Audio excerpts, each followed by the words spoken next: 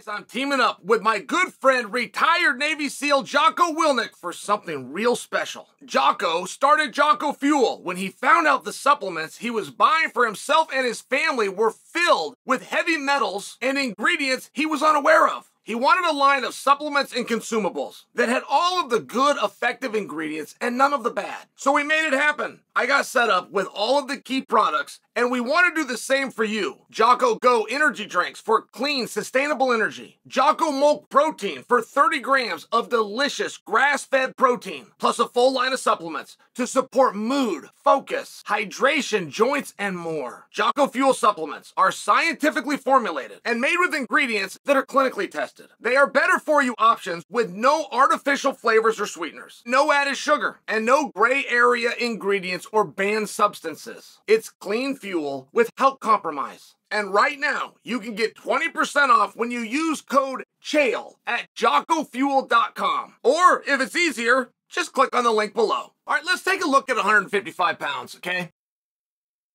This is a very interesting situation because we have two feature matches on the same card.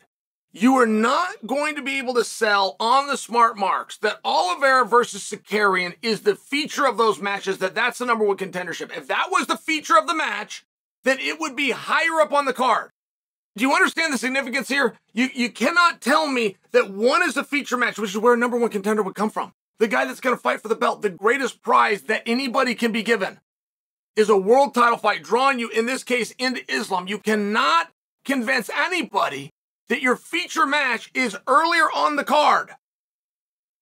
It's a very big deal. You don't get to bring in, well, it's the BMF title. You don't get, stop. I'll hear all of those arguments as long as you're conceding the other is the premier fight. And you must understand it from this standpoint, because if those guys go out and do what they should do, which is to call for the title fight, the argument in who should get the nod really doesn't come down to an X's and O's or even statements that were made at a press conference leading into this. The time to submit who in your mind is the more premier fight has already been done. That is when you put them in the same weight class on the same card. Who did you put on closer to the top? It's already been identified. So we don't get to run it back now is what I'm trying to share for you. It's like when A and B go fight, you can argue all you want until the fight happens. Now we have our answer. We have our resolution.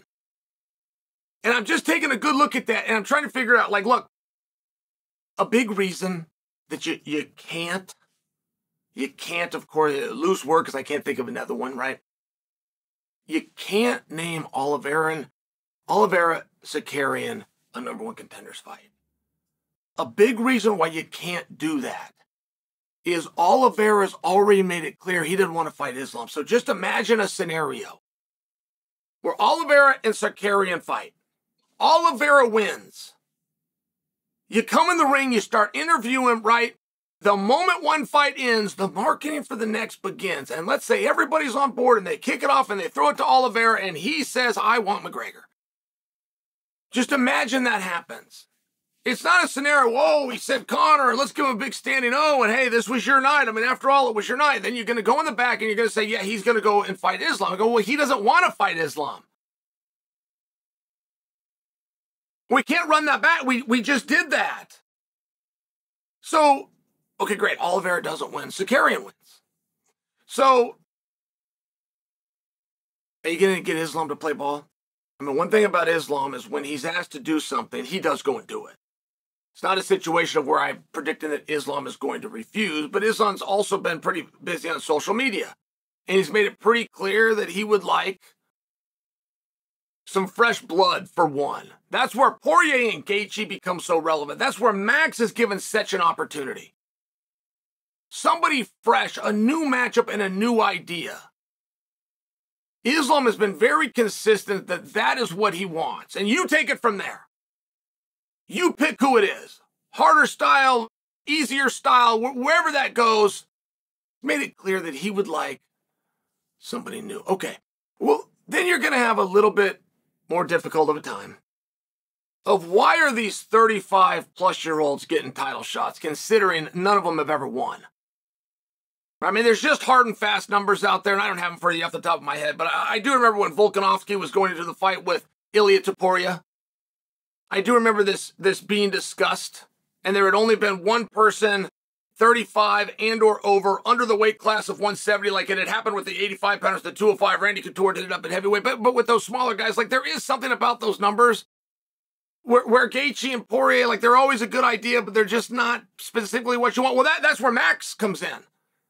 That's where Max Holloway is that fresh and newness, not to mention how red hot, tip of everybody's tongue he will be if he can get the jump on Justin Gaethje, which he is not favored to do.